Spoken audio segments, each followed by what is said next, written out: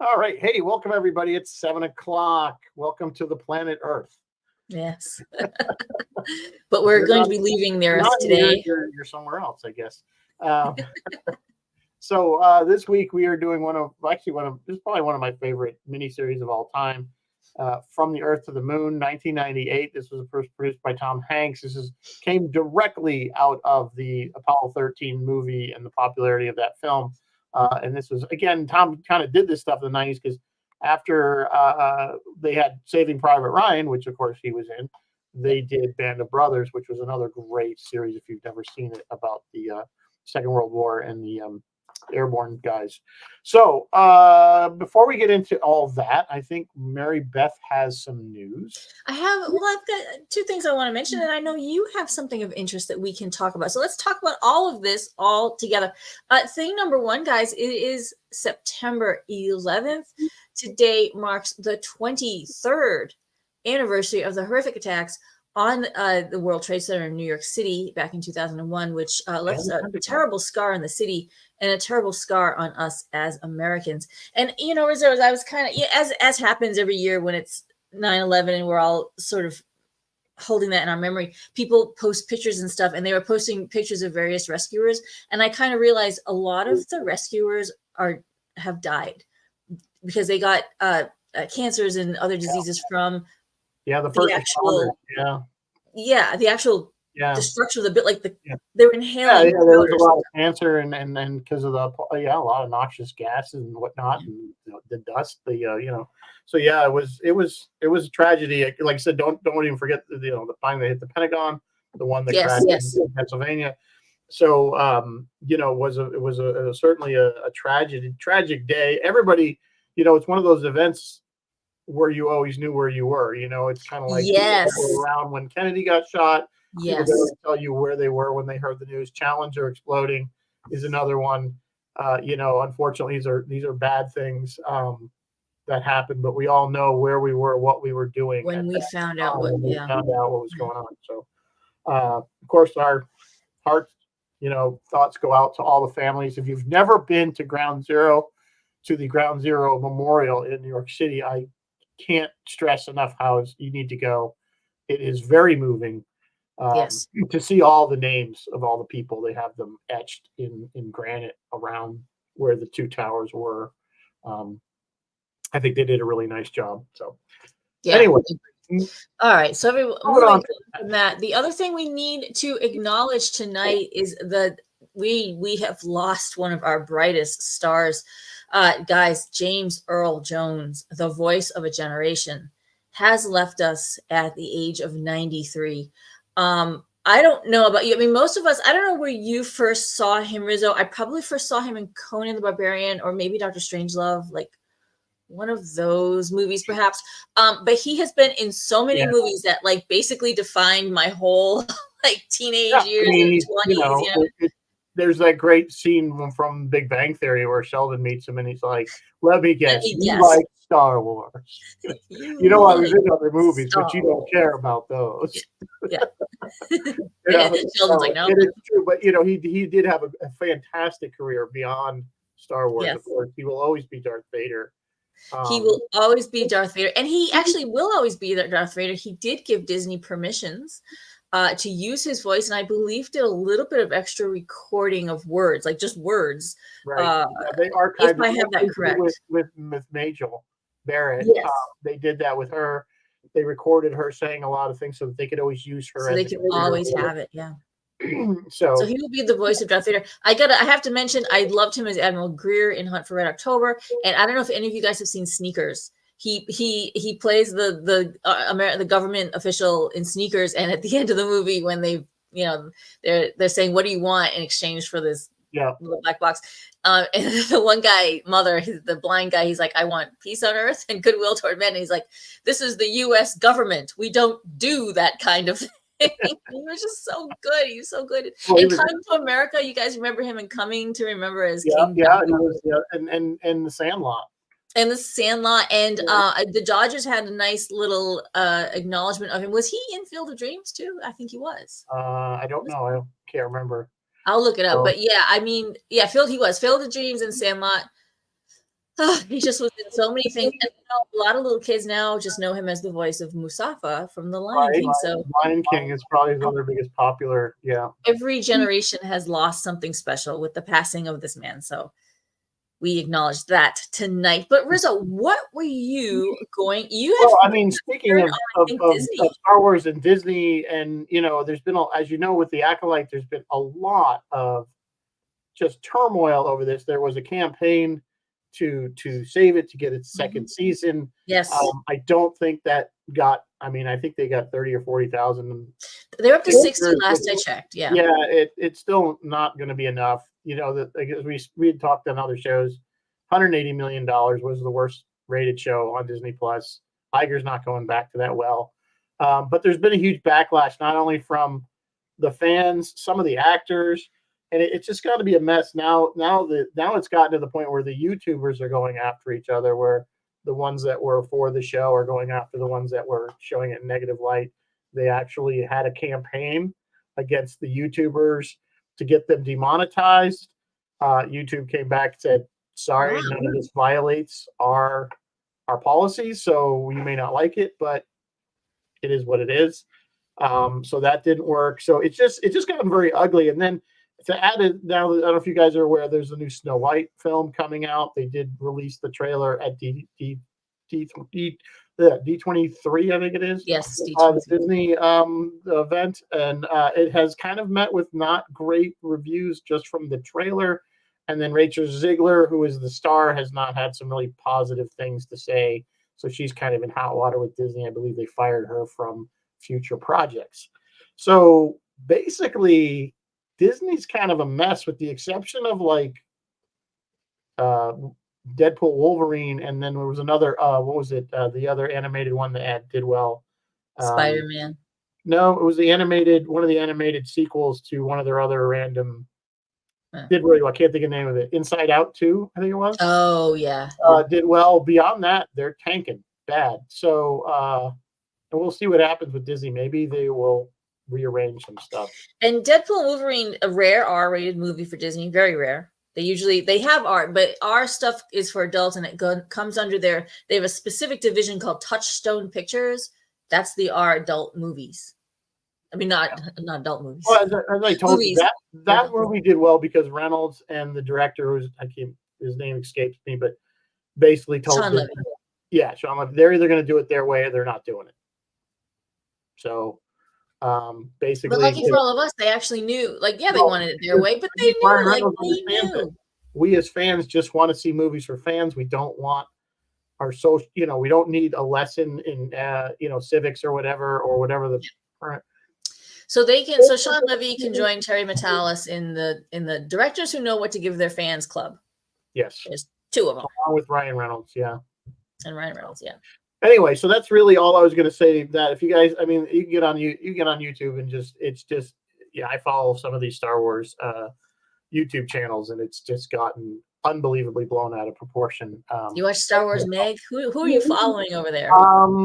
Different ones. Saber Theory's one guy. He's one of the ones that's in the hot water. Some people like him, some people hate him. He's but I kind of agree with a lot of what he says. There's another one, RK something. I can't think of his name. Anyway, that's another one. Just random. YouTube. It seems to whatever it shows on me on my feed kind of thing. Yeah. Martin is saying hi from London Heathrow. Hello, Martin. You should be in bed by now, sweetheart.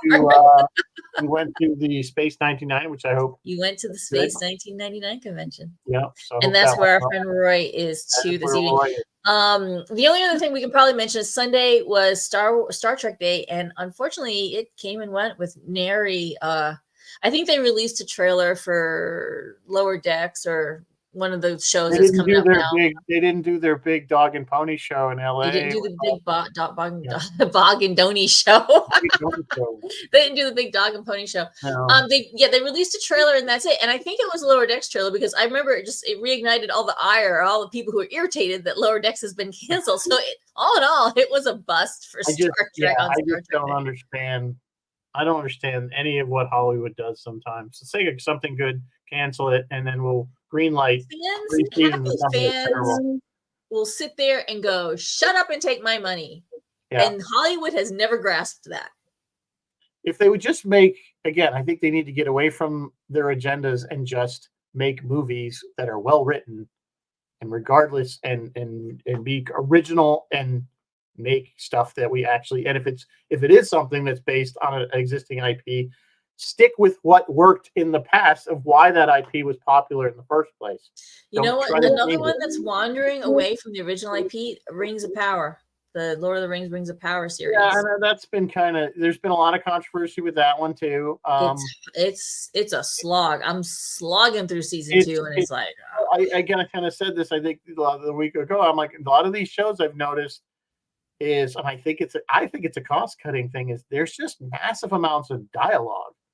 It's just a lot of people. You go from one scene of 2 people talking in a room to another scene of 2 people talking in a room. Yeah. And for like minutes on end, and I'm like, would somebody get on a dragon and just fight each other? Do something. So, the Game of Thrones one. The Game of Thrones one at least does kind of move along. The Rings of Power is yeah. Really, apparently, if you're a diehard, now I like Lord of the Rings. I've read. I do too. I'm not one of these hardcore fans, so I'm kind of like watching it and like, okay, fine. But some of the people that are very hardcore are very upset, kind of like the way I get upset when they screw around with Star Wars. So, I guess I can understand that, but yeah. Well, all right, Rizzo, what are we drinking tonight as we go?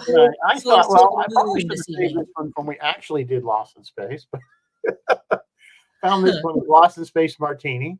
So it's orange vodka, triple sec, and what really made me get it was Tang. Tang, powdered salt in it. So, because if you guys remember, if you were of my age group, Tang was a big thing. It was always the drink of the astronauts. The astronauts. You can still get space dots or whatever the so-called astronaut ice cream, the freeze-dried ice cream. That was never really actually astronaut. That was just freeze-dried. That was just freeze-dried whatever, something or other, yeah. But no, Tang, apparently they actually did. Yeah, Tang might have been a real thing. Zero nutritional value, I think. Yeah, it was just water. Orange colored water. They used to advertise it was the drink, and it was sickly sweet. Like it was. Do you guys remember Tang? The taste of Tang. It was like. It was orange, obviously, and my parents never bought it. No, mine didn't either. No, we used to get the most we ever used to get was like High C, like the ones used to. We didn't even get that. We would get bug juice. It wasn't Kool-Aid. It was whatever generic brand. Yeah, bug juice. Red bug juice or purple bug juice. That's what we got. That was even cheaper. So, all right. We're dating ourselves. All right. From the Earth to the Moon. So a docudrama. This is always, every episode is, if you guys haven't seen this, so there's spoiler alert, this is history. It's a docudrama based on the Apollo program specifically. So it's not like The Right Stuff where they really go a lot into Gemini and Mercury missions. They do touch on it, but it's really about the Apollo program.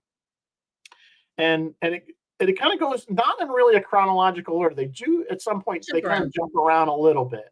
But there are some standout episodes, and we're going to kind of go through each episode at a time. The cast, of course, is great. And as I said earlier, this came from, it was produced by Tom Hanks, and he introduces each episode. So that's kind of neat. And of course, like Mary Beth said, she saw him. He's very young because this was 1998. I forgot this was so old. I don't know what in my head. I know, it's amazing. And if you can watch this on HBO Max, I do have a DVD copy. I think I've ever seen it on Blu-ray. If anybody knows if it is on Blu-ray, I'd love to know because I would probably buy it. I do have this Tom Hanks signature edition DVD box set that I keep, but I haven't seen it available. This one might be available, but not Blu-ray. Anyway, so the first episode is basically, can we do this? And it's basically starts out with Sputnik, and it's the kind of the discussions behind the scenes after Kennedy says, we want to put a man on the moon. NASA's kind of going, is this really possible? Can we do it? And the hurdles that they have to go to do this. Yeah. So it's kind of it's basically, you start out with the Mercury programs, and then of course, like I said, they jump right into quickly into Gemini and stuff like that, and then they go right up to the and as the kind of the new 9. They introduced remember we had the original. Was it the original 7? I think it was, or whatever it was, and then of course they had the new 9, which was the next set of astronauts. And of course they did do the thing with the Max Peck thing. That if you guys don't know, that was kind of the code name for all these new astronauts to kind of keep any Russian intelligence off. They're not knowing who they were picking. They would go kind of explain what would happen. They would go to a hotel. Yep. And they would say, yeah, go ahead. They would go to they were having a meeting at a hotel because they wanted to be a little bit anonymous. So they would go to the hotel and walk up to the desk and tell, hi, I believe you have a room for me. My name is Max Peck. And the guy would be like, oh yes, right away. And then the next guy would walk in, hi, I believe you have a room for me. My name is Max Peck. And so they were going through it. And so finally the guy who was letting them all in, who knew who was in on it, he had to step away, and there was like a new girl at it. She's like, oh, I'm sorry, I don't have anybody named Max Peck. And then of course, the first guy comes running back. No, you're fine. You're fine. That was I think supposed to be Jim Lovell, wasn't it? I think so. Yeah. Yeah, it was Jim Lovell. Yeah. And he's like, but it's just it's cute that we went to those levels to dodge. Yeah. Again, you have to kind of remember intelligence. You know, is that again, it was the space race for a reason, and we were racing the Soviets to the moon, and absolutely we were. And I have to confess that this docudrama kind of interestingly weaves in nicely with, of all things, For All Mankind. Even though For All Mankind is fictional and this is real, it gives you the platform, the basis that For All Mankind has been based off of and that takes off of. And so it's really, they're actually really kind of great to watch in tandem, Yeah, and then again, I think because of the technical aspects, and one of the things they do get really, again, because they were just coming out of the Apollo 13 movie, they took all that great CGI and technology that they did, and of course, it's been improved by so many more. Because Apollo 13 was in '93, I think, or something like that, '95, somewhere in there. So we have a few years later, so everything's improved, and this does hold up. So if you watch it, all the special effects, I think, really hold up.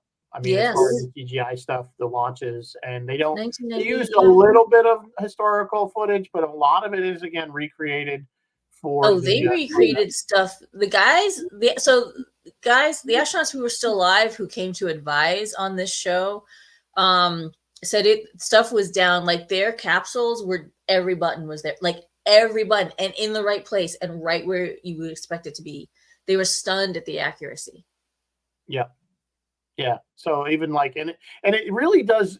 One of the things about this show is that you really get to see how much work it really was just for the astronauts to prepare, like the simulator stuff that they had to do over and over and over again and over, and how many hours they spent, how many times they crashed the LEM, like you said, it's like crash it over. And the one time, there's one episode, and I don't think it's in this one. I don't remember which episode it is. And, they're supposed to abort because they're having all these things. And I think it was Armstrong, and it was Armstrong and Buzz that were practicing, and he didn't hit the abort button. He just let it crash. And he's just like, just wanted to see what would happen. Yeah. He's like, I wanted to know what happened if it crashed. Yeah. So, which I think made Buzz kind of nervous. Buzz was like, why did you do that? Yeah, it looks bad. Buzz is portrayed kind of interestingly be played by Bryan Cranston. Yeah, it's Bryan Cranston. Yeah, you're right. I was really shocked. And this isn't, we're going through them one by one, and we'll talk more about it when we get to the Buzz and Neil. Was it Neil? Yeah, Neil Armstrong episode. But I was very surprised at the characterization of Buzz Aldrin. Yeah. And I think, he's still alive, of course. And I think he does, he's an interesting character. He is. So, yeah. I'm just reading that. Oh, Warner Brothers did remaster this for the 50th anniversary of the landing. So maybe there is a Blu-ray. Oh, okay. It was released on Blu-ray format. So I got to go search that out so I can buy it. So for the most part, again, this was kind of the first episode was the initial launches, practices with we're going to get through some of the Gemini and Mercury and get up to before we get to actual Apollo missions. So the next episode, let me get to the next episode is Apollo 1, which goes through the tragedy of the fire. Right. And actually, you know what? It's actually very educational. I mean, I didn't understand that fire was like 20 seconds from ignition to fully engulf, fully engulfed because of the incredible pressure. They had pressurized the capsule. Right. For their plugs out test or whatever simulation they were running a test, I guess. Mm-hmm. So they were completely pressurized and it just, and it was like pure oxygen. It was, so they were running pure oxygen at a high pressure, but with no vacuum around the ship. Yeah. So there was definitely, I think, it was one of those things where they kind of had to blame somebody, but they couldn't blame NASA because that would have torpedoed. They blamed North American. They blamed the design. North American who built the capsule. The capsule, of course, the biggest error was the door opened in. The door pulled in. So with the pressure and the fire causing even more pressure, they couldn't open the door. Pull the door in. Yeah. So and here's the joke was, but not the joke, but the irony of it. If you go back to Gus Grissom, and you remember when he was in his Mercury program, he landed and the door blew and the Liberty Bell, I think it was, sunk. I think it was that one.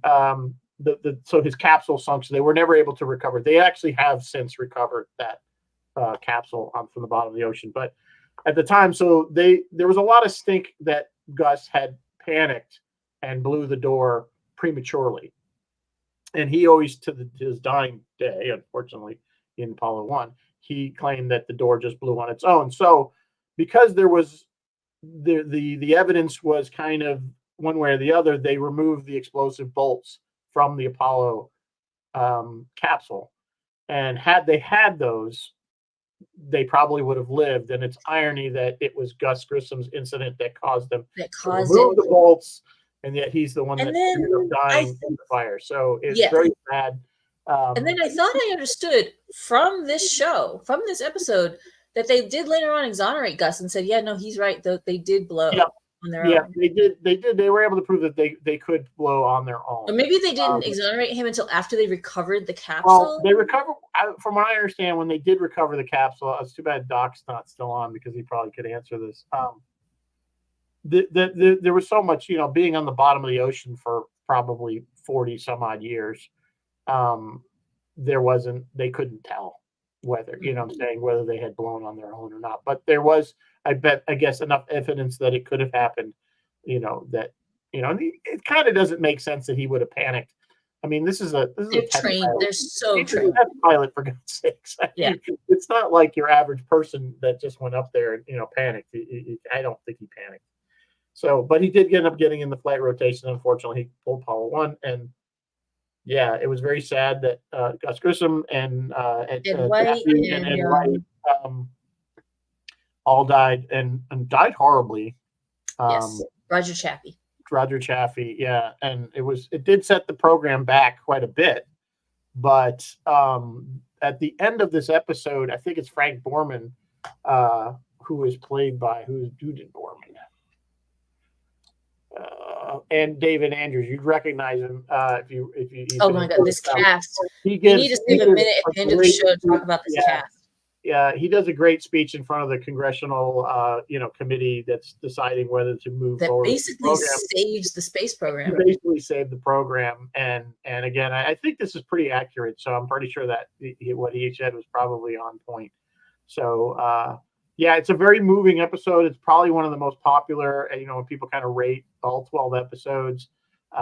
This one is always up in the top 3, is Apollo 1. And, of course, it was a national tragedy, as we know. So it was interesting because there was a couple we lost other astronauts through just simple airplane crashes. Yeah, at sea crashed. So that they did, and they do touch on that. They don't spend a lot of time on it, but they do mention that did happen. So, we lost like five astronauts right out of the gate before they even got to the moon. So, moving on, the next one is probably one of my, no, I take it back. That's not the next one. Number 3, we have cleared the tower. Okay, I'm thinking I'm ahead of myself. It's talking about Wally Schirra and Gunter Wendt. Remember, and they have the joke. I think Gunter's gone. Yes, Gunter went. Yeah, Gunter went. This was, of course, the first actual launch of Apollo or the Saturn V with the crew. And again, yes, they weren't going to the moon yet. They were just going up, and right, they were going to orbit and come down. Earth, right? And they were still, they had like the way they explain it is that each mission had a certain job, and if to prove we can go up, that job, they would go, so they would go to a mission 3B, 3C, whatever it was, until they got done what they needed before they moved to the next step. Yeah. Apollo 7 was the next one in that series. Trying to think of what exactly. Bill is asking, how does this compare to The Right Stuff? The actual film?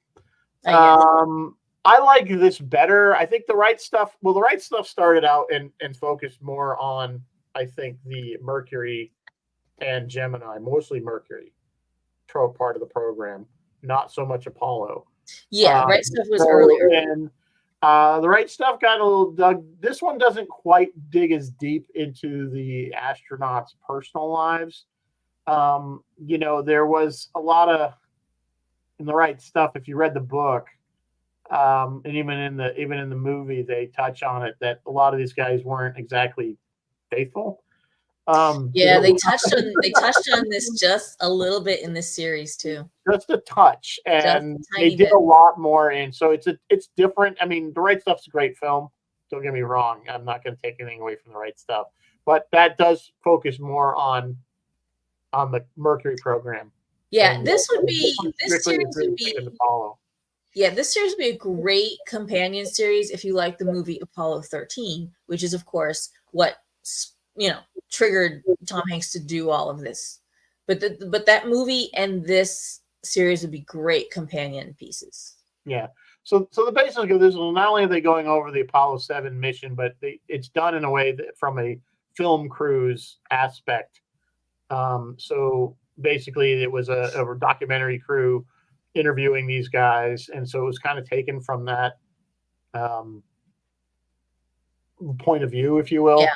So it was kind of. I like the portrayal of Gunter Wendt. I like that quite a bit. It comes off as being very competent, very professional, very cheerful, and ready to with a little joke.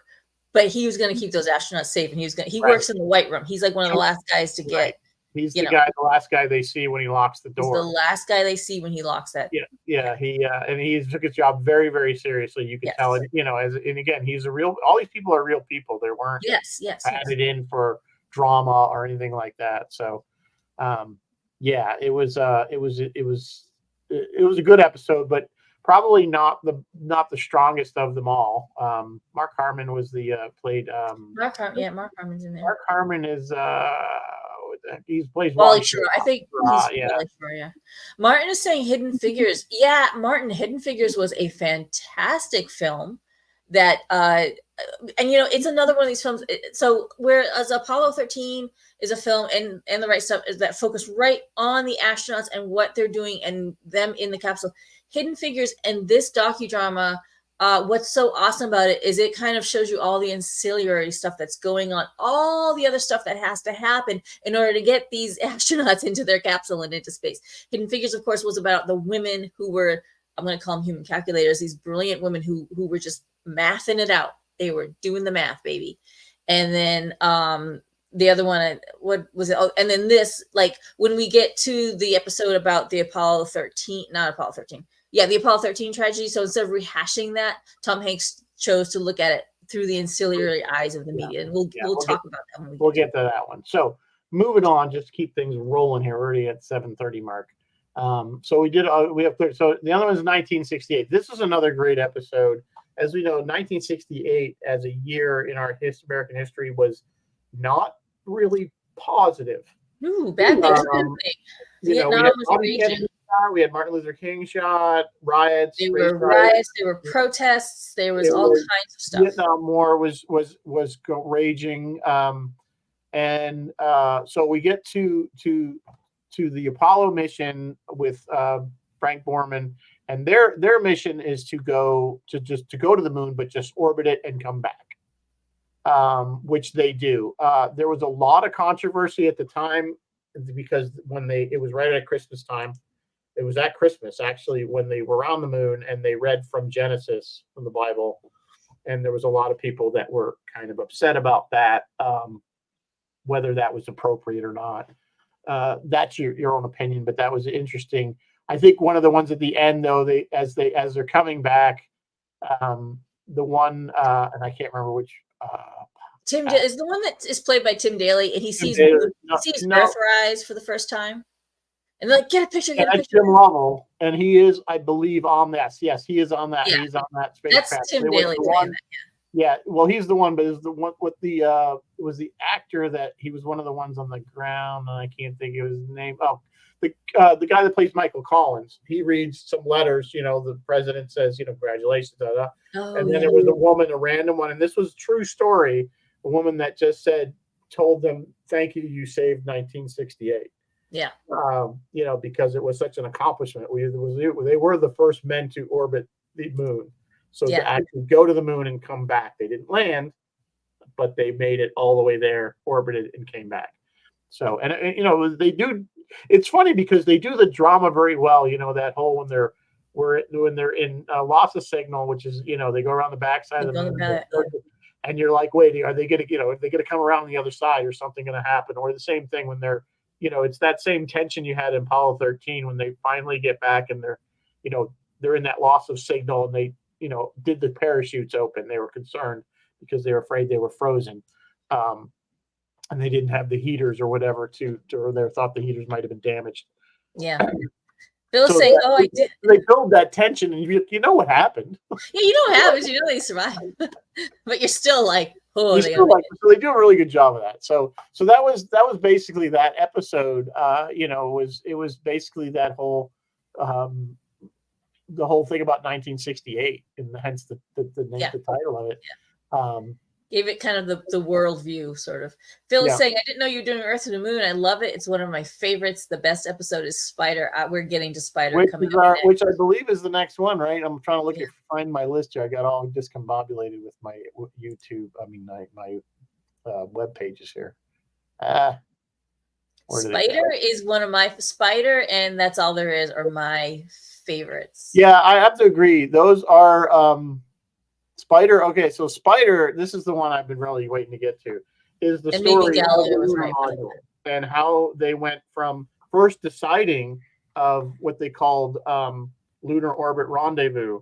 So they had the choices at the time.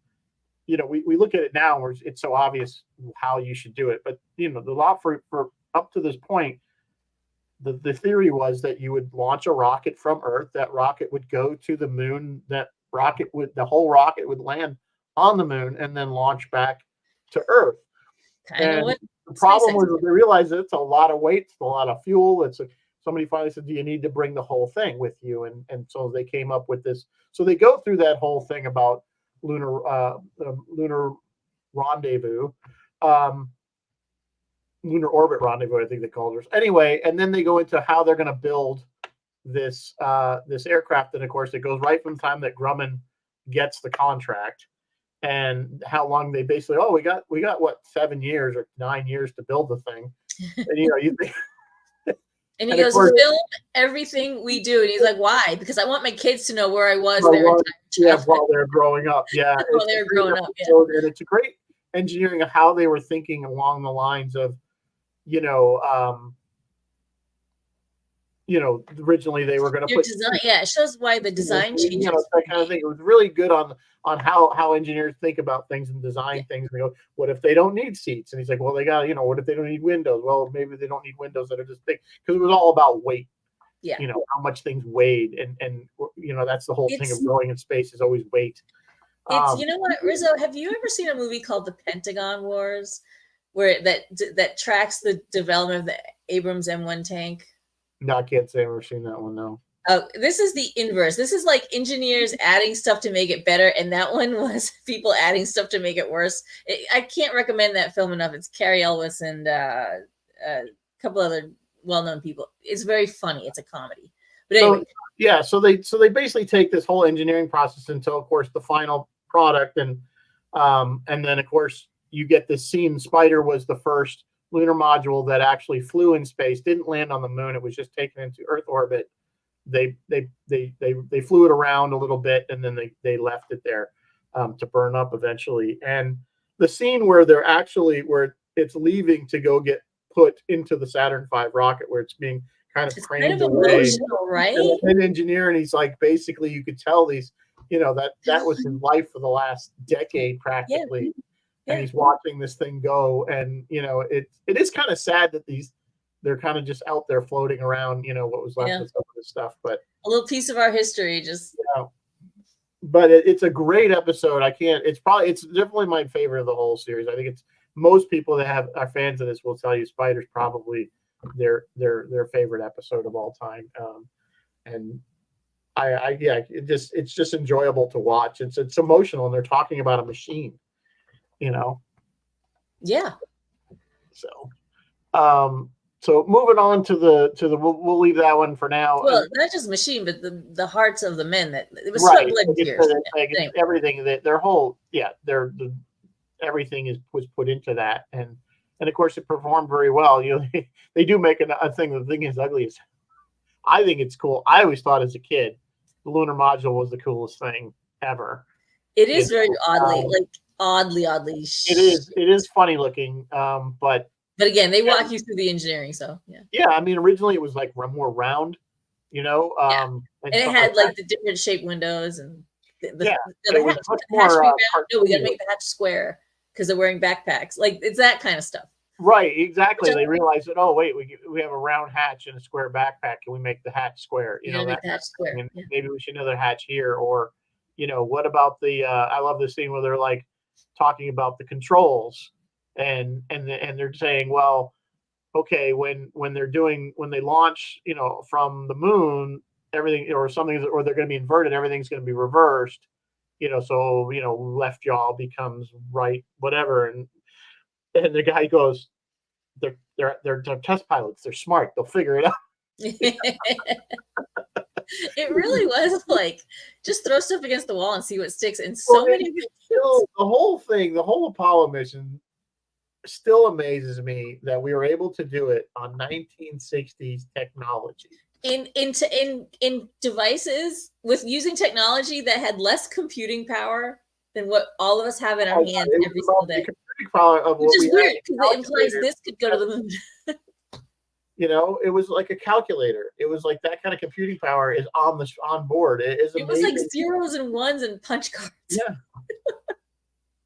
And magnetic tape, and it just, and really we have a lot to thank from the space program in general, because a lot of the things that we had advancements came out of the space program.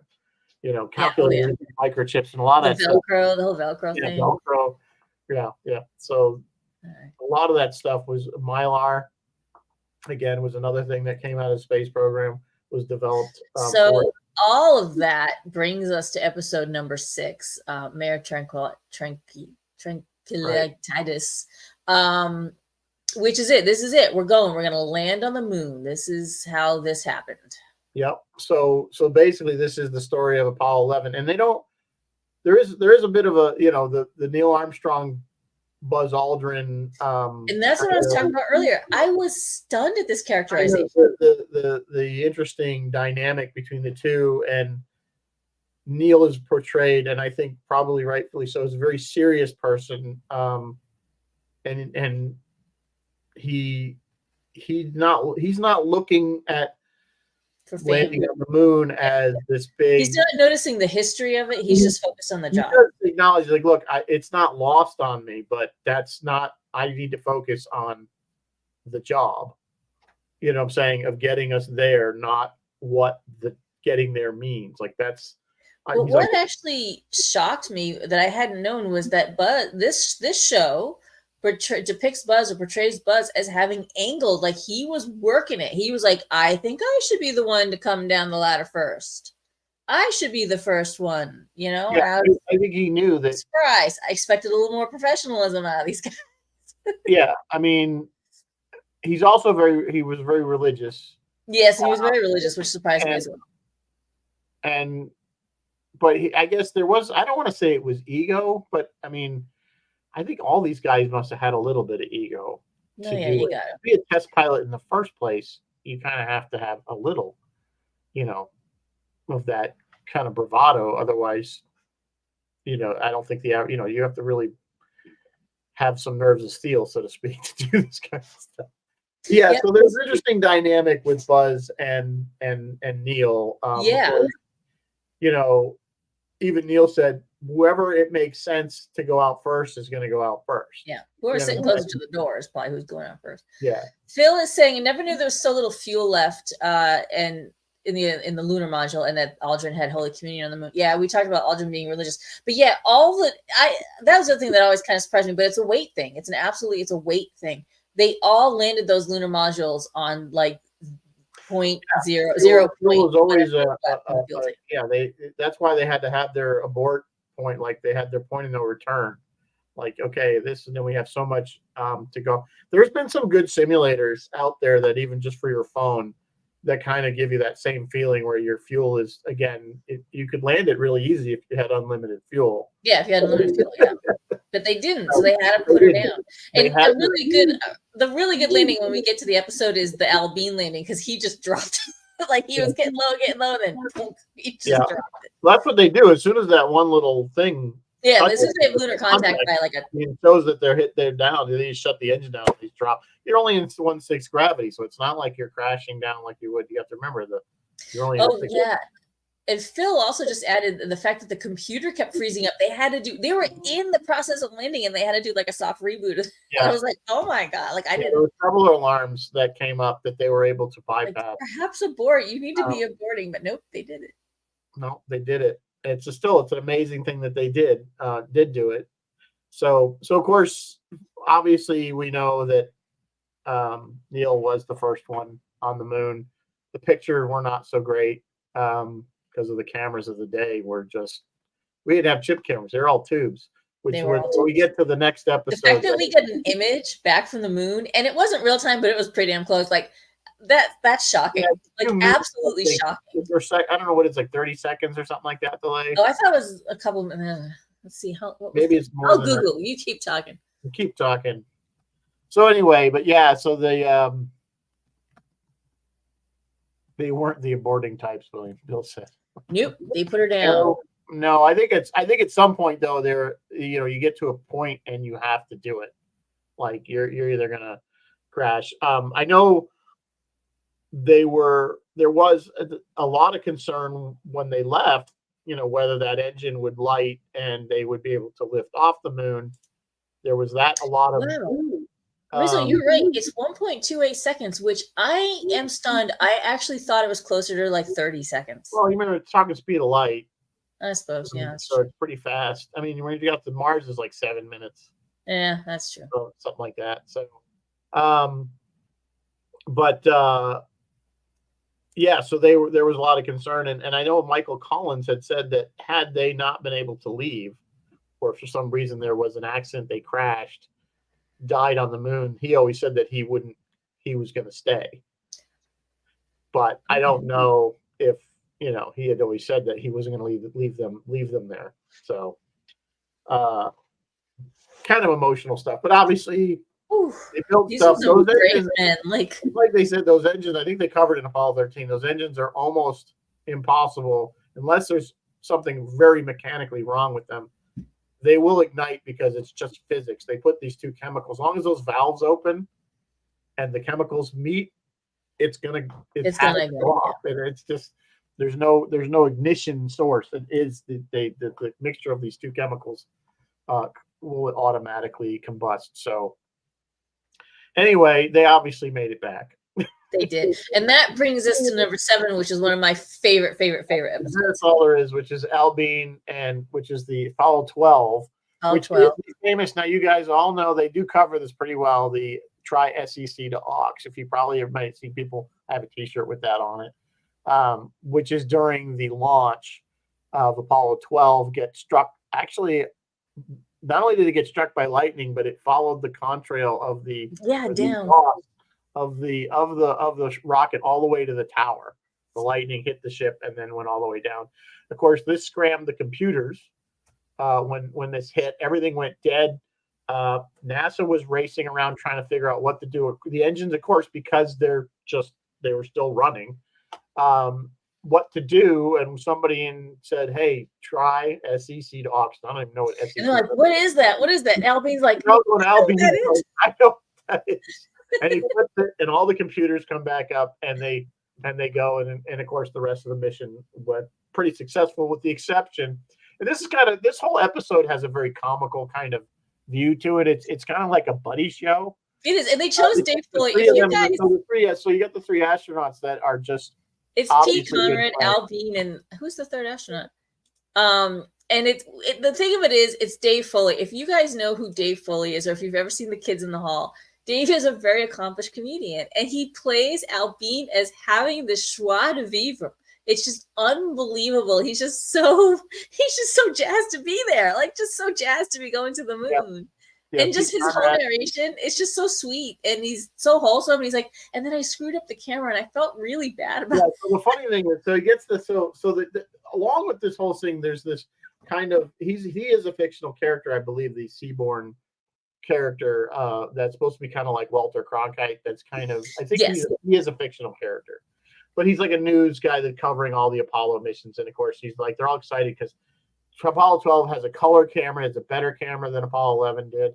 And so we're going to get these great pictures from the moon. And they get there and they're all just blown out. And what had happened, now, if you know anything about tube cameras of that era, of any era, which is basically uses a vacuum tube, a very specific kind of vacuum tube to generate the image, you cannot point them at any bright light source. I mean, me as a production person back in the 80s knew this because we were still using tube cameras. You never pointed the camera at the lights because you'll burn the tube. And that's what Al did. He pointed it at the sun, not knowing what he was doing, and he burned the tube almost instantly. In his defense, he's like, we have 1,000 things to do and a checklist to get through, and you just do things, and you forget that they probably trained him, don't point it at the sun. He probably said, don't point it at the sun or something. It was said to him like once over the course of how many hours of training. I mean, so the funny thing is, he's hitting it with a hammer. Yeah, he's hitting it with a hammer. And along with that, so of course the Seaborn guy, the guy I think was kind of pissed off that can't even get a decent picture now out of the moon. But he brought one of the other funny things is because they were such good friends, they wanted to have this group picture because it's always one astronaut taking a picture of another one. So he smuggled, because again weight was being a huge thing. He smuggled a timer for a camera on board, and they wanted to do this great picture. And of course, he couldn't find it for whatever reason when he wanted to take the picture, and he was really bummed. And then just before they're going to leave, he finds the timer. But and why does he do it now? He goes and wings it across. He just flings in the moon. So now there's a timer on the moon somewhere. Retrospectively, I don't know why I did that. I should have just. He's like, why didn't I just take the picture then? That's so funny, but kind of relatable. Like, but what was so relatable is these three astronauts in particular, of all the crews that you meet over the course of this docudrama, this particular crew, the three of them are best of best of best. Like they are best their entire lives. So it was Pete Conrad and Richard Gordon, and then Gordo. It's Conrad, Gordo, and Bean. Yeah, and they have matching Corvettes. Like they go out and buy these matching Corvettes, and they run around and do everything together. And you can't help but love, like you love it for them. You love it for them. You're so happy for them. It's they even they're in quarantine wearing these like propeller beanie hats. Yeah. And they were always joking, always laughing. Yeah. They were a great crew. Like what a great crew. Like that. Like if I had to be with any of these crews, I would want to be with them. Fun bunch to be with. So yeah. The next one we got to kind of move is already. We're gonna get through this. Lord.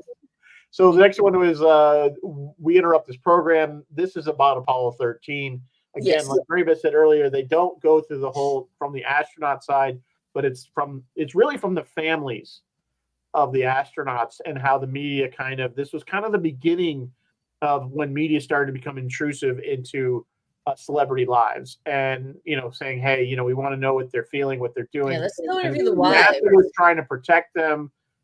Even some of the senior, reporters were saying, no, don't do this. It's not. And in the end, it is. It's what sells. People want to see this stuff. And of course, we know that the end of that they do survive, obviously. And it's really the episode is interesting because it's from this other side. Like it's again, we've already know what happened. Yeah, we knew what happened on Mission Apollo Control. We know what happened on the spacecraft.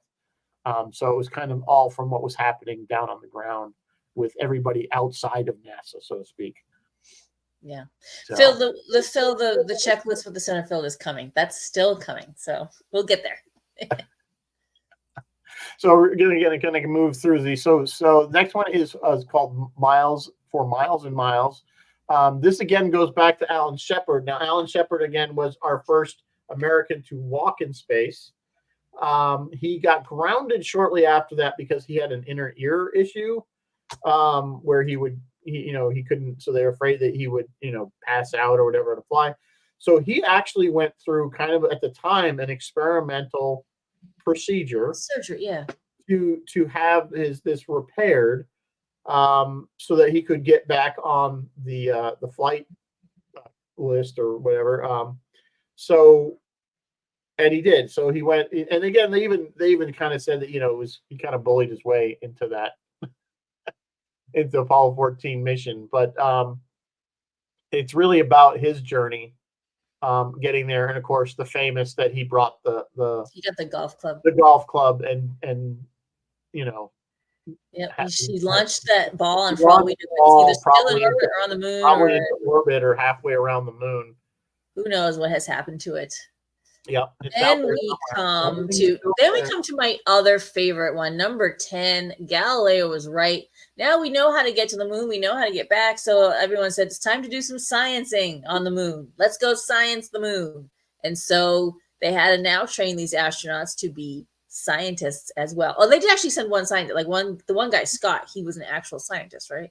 Yeah, he had a background in geology, so he had a PhD in geology, but he was also obviously an astronaut, so he was probably the closest thing we could. But the other guys didn't know, and so it was an interesting thing about how they taught these guys about geology, so that they could not only know what to look for, because the scientists were saying, look, we now that we're there, the moon can tell us so much history about the Earth. Yes. Because but you need to know what to look for. Yeah. There's no weather to erode things. And what I'm saying? It's a pure. And of course, they were looking for evidence that there might have been water as well. So they needed to train these. So the whole episode was basically how these guys went about training and field studies and how to look at rocks. And it worked. They were able to collect the proper samples and everything. And they did. They brought back some great finds that remain important to this day. So yeah, they did a great job. And this one is the episode where they're like, "Hey, turn to page whatever in your checklist," and NASA had pasted centerfold. Yeah, that was probably some of the. And this was also the episode at the end. He has the feather and the hammer, right? Yeah. Yep. He dropped through the experiment, the Galileo. That's why Galileo was right, because you know that's a physics thing, that everything accelerates in a vacuum. Everything will follow this at an equal rate, whether it's a lead ball or a feather. So he drops the hammer and the feather in vacuum, and sure enough, they hit the ground at the same time. So, guys, go back to your basic science classes. Yeah. Can I help you? She's getting comfy. Our last two, number 11 is First Wives Club, which is the original Wives. They had it rough. It was no picnic for these ladies. God love them. They all kind of survived and moved on with their lives. Yeah, it was interesting to see. Again, it was kind of not certainly a standout episode, but it was an interesting take to see, exactly what they were going through, the stress. And this is where they did touch on infidelity, where they're like, some of these guys. And not all of them. It wasn't all of them. The Lovels stayed buried right up till, I think, didn't Jim? The Lovels and the Bormans, yeah. Yeah, they've all. So but yeah, the way they, of course, they were put on pedestals. They were almost treated like first ladies, so to speak, celebrities. But there was stresses to go along with that. Neil Armstrong's wife was very introverted, so she did not like the spotlight at all. That was actually covered, I think, in Apollo. In The Right Stuff quite a bit. Yes. And the same thing with, was it Neil Armstrong's wife, or maybe I'm thinking of the other famous, the one that went up when he was in his 70s. Somebody help me out here. You know what I'm talking about. I'll think of it later. Well, you're thinking of that. Yes, Phil. Apollo 15, which is the episode Galileo was right, is the mission that found the Genesis rock. John Glenn. Thanks, Phil. That's what I was thinking of. Phil on the ball. Yeah. And then finally, the last one is called Le Voyage de la Luna, Dans la Luna, which is obviously French. But that was basically, if you've ever seen that famous silent film where they shoot the basically a giant bullet with people in it to the moon. Yeah, rocket. Kind of doing this. It was 1902. They didn't know any better. It was it was like one of the first films, period. Yeah, absolutely. First science fiction film. And the sad thing is that the guy that created that, basically, Edison stole it from him. Yeah. There weren't copyright laws like internationally like there are now. And he basically got a copy of it and was selling it in the United States long before this guy, and the guy never got a dime from it. And Edison made a fortune on it. I will note that this production team took as many pains with La Voyage dans la Lune as they did with all the Apollo stuff, and it was accurate. Like, they were recreating the movie, or they were showing how they filmed the movie, and it was all dead accurate to what they did in 1902. So good for you guys. So, and they do, and mixed with this, they covered the final Apollo 16, the final mission to, with lunar lunar rover. And how they had to fix the fender, and that the one astronaut took the fender with him as a kind of as a souvenir, that he took the good fender, I think, or the off of it. Of course, it's still up there, the lunar rover. So it was a good episode, a way to wrap things up. Of course, sadly, that was it. That was, I forgot, 1973 or 4.